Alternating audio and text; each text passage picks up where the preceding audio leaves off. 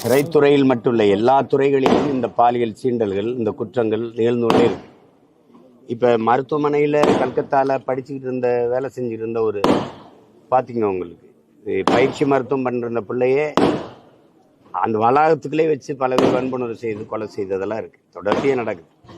இப்போ ஆசிபாங்கிற தங்கச்சியை கோயிலுக்குள்ள வச்சு 8 வயசு பிள்ளைய பல பேர் வன்புணர்வு செய்து கொலை செய்ததெல்லாம் இருக்கு.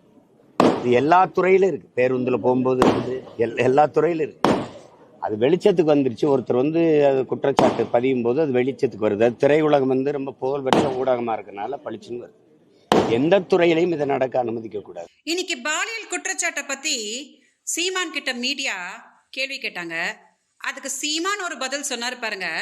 முகத்தை அப்படியே பச்சை குழந்தை மாதிரி வச்சுக்கிட்டு, இந்த பூனையும் பால் குடிக்குமா அப்படின்னு ஒரு நடிப்பை போட்டார் பாருங்க.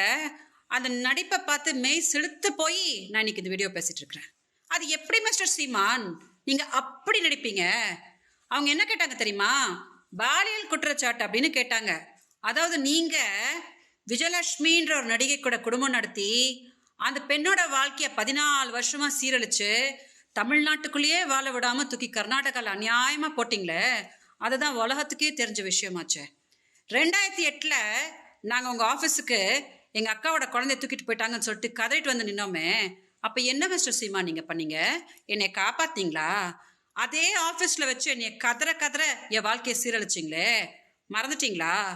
6 முறை நீங்கள் பிணையில் இருக்கும்போது கூட மதுரையில் நான் தேவைப்பட்டேன், அதை மறந்துட்டீங்களா? இந்த எல்லா கேடுகட்ட வேலையும் பண்ணிட்டு போன வருஷம் 50,000 ரூபாய் கொடுத்துட்றேன், திமுக காரங்க முன்னாடி எதுவும் பேசாத, கைல்வெளிக்கு எதுவும் தெரிய வேணாம் அப்படின்னு சொல்லிட்டு ஒரு டீலை பேசிட்டு நீங்கள் வந்துட்டு அப்புறம் என்னை டார்ச்சர் பண்ண ஆரம்பிச்சுட்டு தாங்க முடியாமல் நான் கம்ப்ளைண்ட் கொடுத்தா என்னையும் திமுகவையும் சேர்த்து வச்சு கொச்சையா மேடையாக இன்ன வரைக்கும் பேசிட்டு இருக்கிறீங்களே, அதை மக்கள் மறந்துட்டாங்கன்னு நினச்சிங்களா? என் கூட சும்மா சப்போர்ட்டுக்கு வீரலட்சுமி வந்தாங்க, அவங்கள நீங்கள் என்ன கொச்சையாக பேசுறீங்க அப்படின்றது மக்கள் மறந்துடுவாங்களா? காளியம்மாவில் நீங்கள் பிசுறு மசுறுன்னு சொன்னதை மக்கள் மறந்துடுவாங்களா? நித்யானந்தாவோட ஆசிரமத்தில் வெள்ளக்கார ஃபிகராக இருக்குன்னு சொன்னீங்களே, அதை மக்கள் மறந்துடுவாங்களா?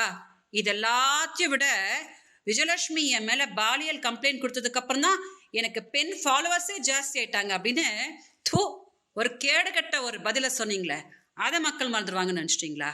உங்களை சொல்லி தப்பில்லை மிஸ்டர் சீமான், நீங்கள் நடிச்சுக்கிட்டே தான் இருப்பீங்க. ஆனால் இந்த பக்கம் மீடியா உங்ககிட்ட பதில் கேட்டாங்க பாருங்க, நீங்கள் என்னமோ ரொம்ப உத்தம மாதிரி அவங்கள தான் சொல்லணும். நீங்கள் பெண்களை காப்பாற்ற போறீங்களா? உங்ககிட்ட தான் மிஸ்டர் சீமான் தமிழ்நாட்டில் இருக்கிற பெண்கள் எல்லாம் காப்பாற்றணும். இதை தயவு செஞ்சு டெலிகாஸ்ட் பண்ணுங்க.